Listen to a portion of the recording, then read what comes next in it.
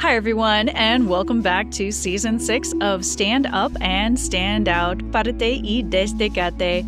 I'm your hostess with the mostest, Nikki Green, and we're taking it back to the old school with our original guest interviews you have come to love. We spent the last 2 seasons learning more about the 2 books I launched this year, Chameleon Mindset and The Great Lead Hership Awakening. And now that I've come up for air from the writing and publishing process, I wanted to reach out to my network and share more of the great work others are doing. I hope you enjoy Season 6, and I look forward to hearing your feedback and comments on the fascinating topics we will cover with each of these new guests. Hello, everyone, and welcome back to Stand Up and Stand Out. Another wonderful guest for you today. I'm excited to introduce another member of my wonderfully expanding community of entrepreneurs doing good things in the world. So ISIS Fabian helps organizations connect with and prepare for the next generation by uprooting harmful and outdated cultural norms and beliefs through consulting and speaking on a broad range of issues. Informed by their research background in corporate culture, advancement for members of historically marginalized groups, and experiences across race, gender, neurodiversity, LGBTQIA+, disability, and more. That was the short version. Hi, welcome to the show. Hi, Nikki. Thank you so much. So excited to be here and talking about the next generation of talent, all the changes that need to happen in the workplace. Yeah, there's so much here. And you and I met through a wonderful community from Only, and I was visiting, getting to know the members, and even just with the group of folks there, you and I kind of connected and spent a little bit more time together. So maybe let's start there. Like, kind of what has been the benefit of some of these communities that you belong to, and how does that help kind of educate your work and inform you there? Oh, yeah. I think only in particular, I want to call out a separate, I think, from some of these other networking groups and places, because I feel like I'm meeting real people there and having real conversations. One of the things, I'm in a kind of niche area. I don't tend to meet many people at Only who do similar things to me or in similar industries or networks. Although I have met a lot of secondary and tertiary connections through people at Only, which have been amazing. But I always get something out of these conversations because I educate on these really sensitive topics, right? Like trans rights and all these zeitgeist issues, pronouns and gender identity, religious differences, like these things that no one wants to talk about, no one wants to touch with a 10-foot pole. And I get to hear from real, regular people, frankly, about their feelings, the kind of questions that they won't ask, the thoughts that they have on these topics, when we just kind of get to know each other in these very casual, very friendly one-to-one conversations. I think Only is a place that attracts and only seems to have people who are people, right? Like they're comfortable just talking with a person that they just met on a Zoom screen. It doesn't feel like awkward. It's just people meeting people and having conversations about all kinds of things. And the elephant in the room in a lot of these networking groups is that like you don't know if this person's good at what they do. So great, you do web design. Why would I refer someone if I network to you? I have no idea if you're any better at web design than the next person, right? So it is about actually building a relationship and getting a sense of that person's intelligence and competency and reliability as you're staying in touch, as you're keeping each other up to date on things. And then you actually get to the place where you would refer them to or refer business to them. So I think that only solves for that elephant better than a lot of other groups do. One, it's so important. It's really something I'm trying to do with my community and the Chameleon crew is I want to make sure that the mentors that are in there, and not just calling it a networking group, but really the mentors and mentees are experts in their areas, and that I've done work with them, that I've collaborated with them personally. And it's not just, oh, randomly, well, you paid the fee, so you're on, you can come on in. And I really appreciate that about some of these groups because, and I've talked about it in previous episodes, last year, I got burned with a lot of, different businesses that said they were going to provide, like you said, certain specific services to deliver my book and do certain things. And they simply didn't deliver. And by Christmas last year, I was in tears and I fired them all. And so I don't want to do that again. And I've heard so many other horror stories of people just really wanting to make that personal connection, not just for business, but to really have a long-term relationship with people and how important it is. And I know you belong with other communities that can help with that too, because that longer term connection, I think is really critical for our future. Yeah, absolutely. When you have a real relationship, then you access someone's actual network and and the people in it who need your services, and the foundational relationship has to be where it starts. Let's talk about, some of the great work that you do. One of the challenges that I've been seeing and hearing as I'm talking to lots of different corporations, we've seen lots of news around, hey, there's been layoffs, there's been cutbacks, then all these things with the recession. And one of, unfortunately, the things I think that has hit the chopping block in a lot of places is a lot of DEI initiatives, dedicated resources to be working on these things in corporations. So maybe talk about what you've seen and how that's affecting those that are still, marginalized and not getting the support that they need for their jobs. Yeah, it's there's a lot that needs to be said about the diversity and inclusion industry that's not being said. Frankly, I've been in and around the industry for over a decade, and I've seen all of these ebbs and flows. I've worked directly with a lot of diversity departments. I have been in house in a diversity department, and unfortunately, one of the realities I've seen is that even when you have the best and the brightest people on these teams, I frankly have never seen a team that's truly set up for success to impact the broader culture of the organization. And so I think there's a dual issue happening where on the one hand, you have companies saying this is just window dressing that we no longer feel like we need to virtue signal with, just because they've seen the backlash to diversity and inclusion, they've seen maybe these more conservative voices coming out against it, and they haven't seen in many cases the business impact that they quote unquote want because they haven't enabled that business impact. And then on the other side, you have diversity and inclusion teams, some of whom are really fighting the good fight, others who have become kind of complacent with doing these, executive presence programs and just kind of setting up employee resource groups and checking boxes. And that's all they've ever been able to do when they've been around for, these teams have seen maybe 5, 6, 7 different people, like the whole team cycle through, different chief diversity officers cycle through. The average tenure of a chief diversity officer has always been only about 2 years.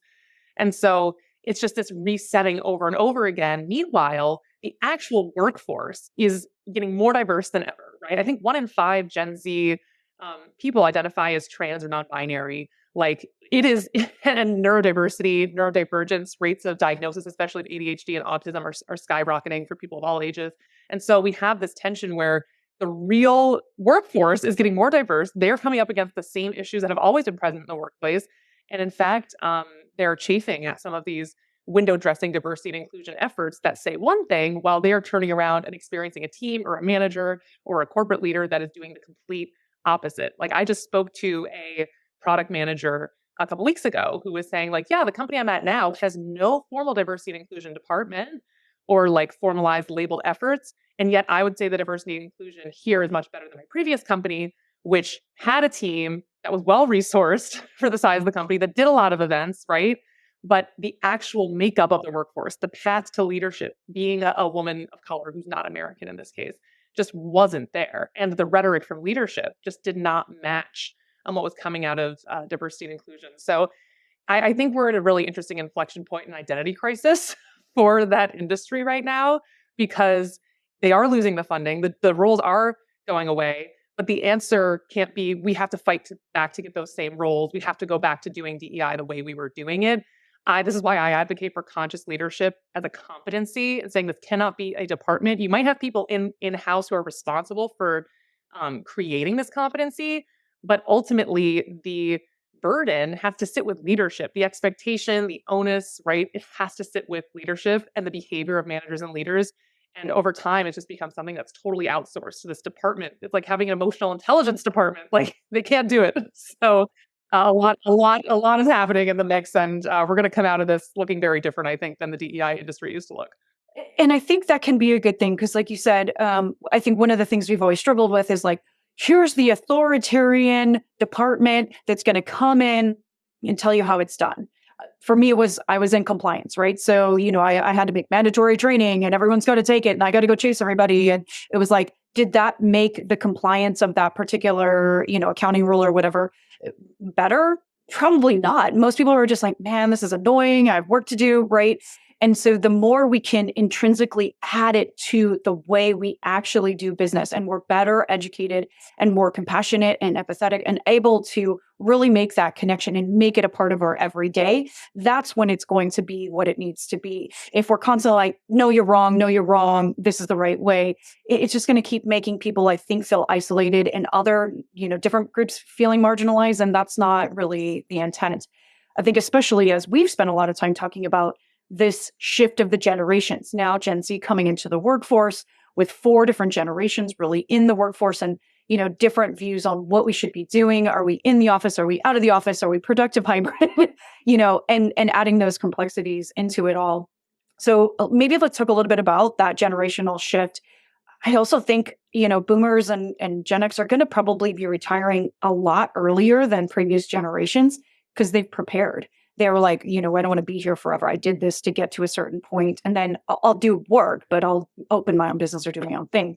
And I feel like Gen Z is going to be in charge way earlier than we're expecting, and they're not going to be prepared. So what are you seeing with the kind of the generational shifts happening in the workplace? Well, I think for one, we're already seeing millennials moving in on the tail end of Gen X to take over some of those boomer positions, right? Because Gen X is a much smaller generation compared to millennials and compared to boomers. And so we're seeing millennials, if you are very talented, if you have that ambition and that drive as a millennial, you don't really hear the story of like, oh, I can't advance. Oh, I'm stuck, and stagnant. It's like the opportunity is there if you want it. More often you hear the opposite, which is like, oh my God, so much being thrown at me at once. I'm not ready for this promotion.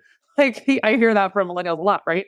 But millennials do have this attitude that's creating a gateway for Gen Z, who, to take a step back, is coming in with a totally different worldview, right? I tend not to like to generalize about generations, say these people are like this, these are like this, but there are these things that happen in the world and in our society that impact the way that we experience things. I did one big research project on millennials, found that 9/11 and the 2008 financial crisis, right? These are things that came up for everybody. If you were a younger millennial, you were a child when 9/11 happened, and you just from the beginning of your life, when you first started to form thoughts, you're like, horrible things happen, thousands of people die, the world hates America. Like you're learning that at a very young age. You don't have to kind of undo decades of believing the opposite, right? That does something. The 2008 crisis, right? Seeing your parents lose jobs. Older millennials lost their jobs. They were first in, most recently in, first out, right? So they had a horrible kind of launch pad to their careers and their home buying process and all that. Meanwhile, Gen X were the ones who got to pick up on all the foreclosures in 2008. So there really was there was this big rift there in terms of financial privilege between millennials and Gen X, especially with how much millennials have taken on in college loans. And so now we have Gen Z who has seen millennials struggle through these things, seen millennials be promised these things and not get them, right? See them kind of getting hit from all sides. And Gen Z had the pandemic, right? Which took away in-person college. It took away senior prom. It took away in-person graduation. Depending on what age you were, maybe you were going to be the star of the musical your senior year and you didn't get to do that. It's like different for each of them, but it's something really profound. And not many other generations had the world fall apart before their eyes like that. And so I think there's a real lack of understanding from older generations about the kind of crystal clear presence to the present moment that Gen Z has, because they're not taking the future for granted. They're not taking retirement, 401k, these kinds of things. I keep hearing from people who are Gen Z who say, I don't put any money in my 401k. I need that money now. I don't buy that the stock market's going to be doing what it's supposed to be doing when I'm 60 or 70, right? I don't even know what's going to happen for millennials, right? They see Social Security running out of money, all of these things. And so there is this desire to be present, to live their lives while they have it, to clock out at 5. And part of the reason companies are having so much trouble suppressing that behavior is because millennials are in these positions as managers and increasingly as senior leaders, and they're just throwing their hands up. They're like, more power to them. I'm having a rough time. I don't care. It would have been me if it could have been. I'm glad they're starting this revolution. So there's a real tension there with the older generations, and I'd say millennials and Gen Z are more aligned than not on the whole. And I love it though, I really do advocate for them for, when I hear, managers and leaders like, oh, well, you just need to put in the time and the work it's like, no, we didn't really learn something from that. You know what we did? We lost time with our families. When I left my corporate job, my biggest regrets I put on one sheet because I said, no, as we're going forward, we really need to do better with this. I miss birthdays. I miss weddings. I miss baby showers. I miss Christmases, like too many important family moments just gone, and for what? For people that didn't care about me 2 seconds later, it was in the moment that was the most important thing. And yes, I get that, we do kind of need to go out of our comfort zone to do new things and push ourselves a little bit. But we really have to get back to a better balance of being able to take care of ourselves. And I think this younger generation also realizes that their parents were gone all the time. Their parents were always working, especially with laptops and cell phones and all these things. I don't know how many people that I know that had kids are like, oh, well, I'm on vacation, we're going to Hawaii, except, well, I'll take this meeting and that meeting and I'll respond to emails within 4 hours instead of 2 minutes, and it's just like, no, no, no, go on vacation with your family and enjoy and detach, and you will come back a better employee and you will come back better and plugged in. And so this is my important message to so many is we've got to find these balance between these things of I can't force you to be in the office. I can't force you to do DEI. I can't force you, to be a certain way. But how do we make sure that we're taking care of ourselves and taking care of our work at the same time? So I know that's a lot of the great work that you're doing with many places. And that's been another one of the shifts, right? Is the always on 24/7 smartphone. In the grand scheme of things, smartphones are relatively recent, not for Gen Z. I mean, they grew up on smartphones. But for everybody else, we remember when there was a world of smartphones and even a world without laptops for your job. A lot of people working desk job, 9 to 5 in the office. When you left the office, you left your computer behind. In a lot of companies, that was still relatively normal, relatively common. Probably not a single company out there where that's the case now, right? You always have the means to be replying to emails, to be getting on your laptop wherever you are, as long as you have an internet connection. That expectation is now there. And so I've seen what you've seen, which is people just falling apart at the seams as they try oh, I'll just get this done tonight so I don't have to do it in the morning. In the morning, there's another thing that you have to do that you wouldn't have done if you had just gone offline, right? There's always more work. And I see especially women taking on 2-3 times the labor load in the workplace because we're acculturated to be helpful, right? To say, well, it's going to take that person 3 hours to do it. It'll take me 20 minutes to do it. So I'll just do it. And then it becomes your responsibility. And then it becomes a thankless, invisible thing that you are doing to keep the company going, right? We're always looking for those things like what helps the company? What's best for the team? What's best for the organization? Oh, I'll just take that on myself, or I'll just redo that process, or I'll just, cut that time out of my timeline to accommodate this person that's always late on their deadlines, whatever it is. And it's just invisible. It piles on. There's no recognition or reward for it. And so much of advancement in these workplaces has become about politics, how things look, right? Portraying a certain image of how you're working and what you're doing rather than the actual work itself.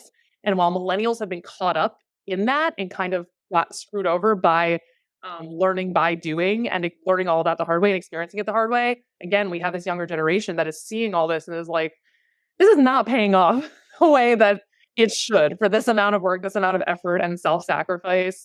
They're just not buying it.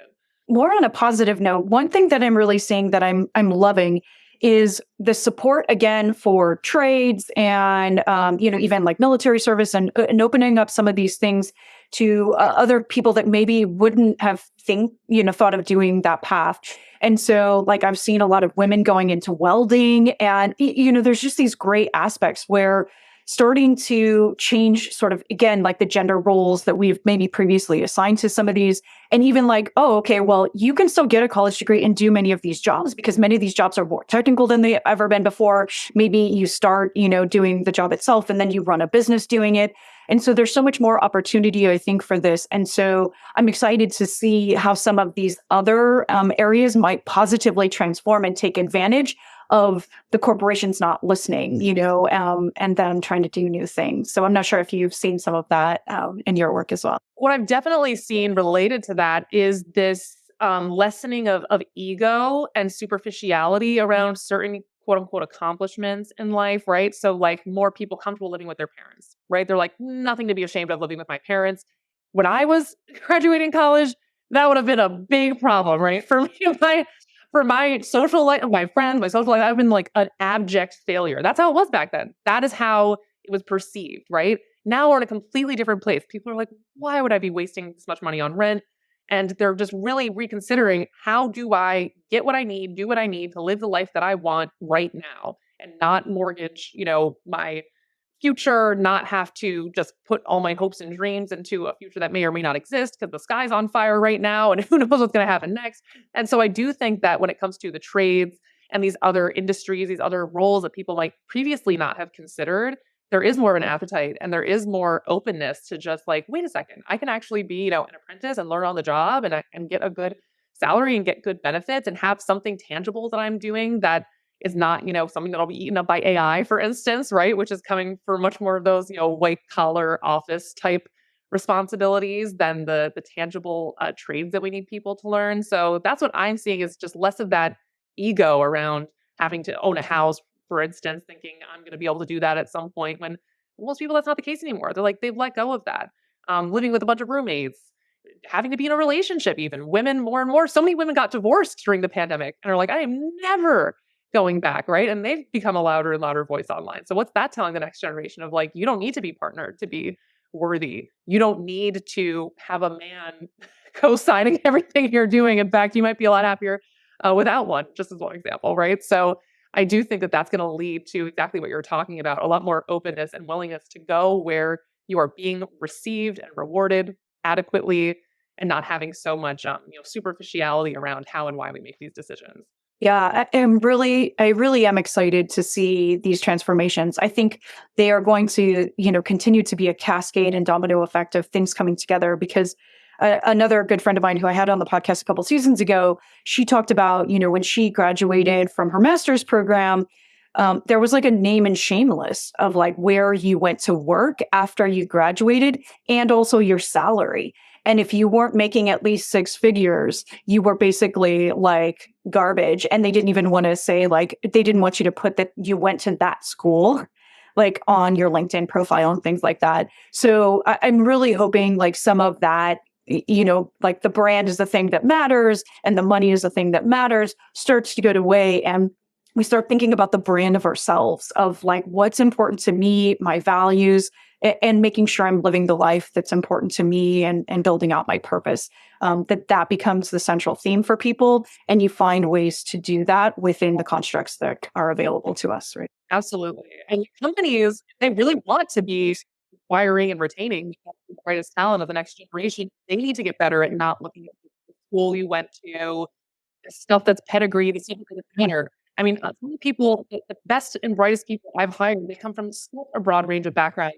Like hospitality, for instance, right? I've worked in food and beverage. I know a lot of people who have. There are so many incredible skills you learn there that most companies, because they have this pedigree mindset, and the people who set these hiring parameters have never worked in the service industry.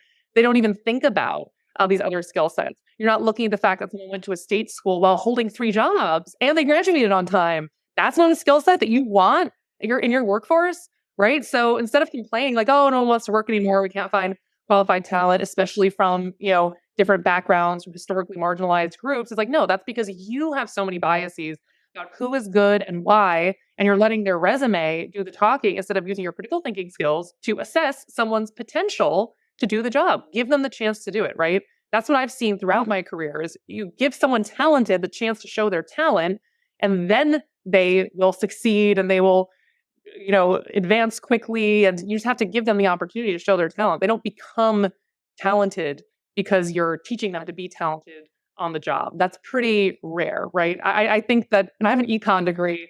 I think, a lot of people I know, I ask them, like, you could have done this job when you graduated high school, right? You would have been really good at this job. You've been better than that guy who's 5 years older than you and went to some whatever. Like, it's not about what you learned in college. It's not about the pedigree of the place you went to. It's not about how rich your family is.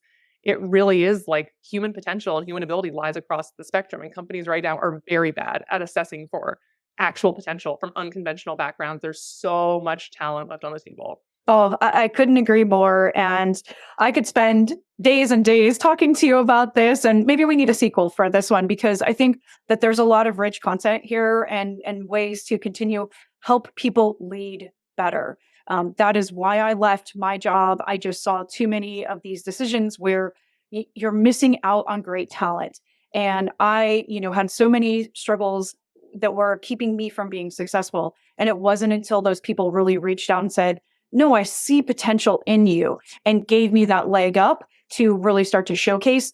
And that's why I did crazy things that people don't do. I got double promotions. No one ever talks about things like that because no, you go to the step 1 and then step 2. No, I didn't. I leapt over people because I was like, no, this is how you do it. And I connected dots and I made communities and I built a different future. So I see the next generation doing a lot of things like that, just building their own way of how things are going to connect and leaping bounds over people that, think that they had it figured out, but they really haven't had that real life experience, that critical thinking that is the real successful, characteristics for all of us. Absolutely. And then you have like TikTok and the internet, social media have made it more transparent than ever how much of it is kind of like a political clown show, right? Like you're realizing like, no, it's just, there's just as many incompetent people at the top of any given corporation. I have seen this in my career. I feel very confident saying this, right? They are throughout. Often the best people stay as frontline managers because they care about human beings. They don't want to be managers of managers of managers of managers. They don't want to become the kind of corporate drone and lose their connection to the humanity of the people underneath them. A lot of them are really uncomfortable doing that, right? So you start to see those realities. I think younger generation can see it, and they'll probably be starting their own businesses, leveraging social media. We have so many people making a living already off of social media and like the weird stuff that they can do on there. So I think that's always going to be an alternative that's very attractive versus just like hacking it out to climb the ladder and trading in 40 plus hours of your life a week to some corporate overlord. We're just in a real paradigm shift right now, and it is exciting. I love it. Yeah, I'm really excited to see because I think, there's going to be businesses that get created that we haven't even dreamed of yet. And they're going to be becoming easier and easier. There's lower barriers to entry. So hopefully more groups that maybe wouldn't have had, those big time opportunities, quote unquote, now have an opportunity to just create their own future and make that step forward. Well, time flies so quickly on these shows sometimes, and there's so many good topics for us to cover. But why don't you share with people if they're interested to learning more about the work that you do, or perhaps having you come in to assist them with improving working conditions for their company? Wanted to let folks know where they can find you. Yeah, for sure. You can find me at www.isisfabian.com. That's ISISFABIAN.com. I think I'm the only Isis Fabian on LinkedIn, so it should be pretty easy to find me there as well. That's where I do most of my posting. And I do a really broad range of things. For all my clients, I end up sort of customizing, figuring out what their needs are and customizing, whether it's a series of workshops, executive coaching, some kind of diagnostic on the status of their workforce in terms of DEI competencies or whatever it is, according to their needs. I do have a really broad range of expertise, and you can tell how passionate I am about this stuff. So even just having a chat with someone, I have a booking link on my LinkedIn page just for one-on-one for anyone who wants to chat through this stuff, because I love meeting new people and talking about this with anyone who's excited about it as I am. Oh, yeah, I'm definitely excited. I know we're going to continue doing great things together. But thank you so much for being a guest on the show. If you guys enjoyed this episode, please don't hesitate to follow, like, subscribe, click the bell, whatever all the things are that you're supposed to do on each of those platforms. But we're wherever the cool kids hang out that do podcasts, and you can catch us at Stand Up and Stand Out. Thanks everyone for joining us today for another episode of Stand Up and Stand Out. You know you can catch us where all the cool kids hang out that do podcasts on all the major platforms. And if you want to connect with Nikki directly, you can get a hold of me on my personal site, thenikkigreen360.com. There you can check out my website, you can see any of my new books, you can learn more about this podcast, and follow us on social. Can't wait to hear from you, and we'll see you on the next episode. Bye.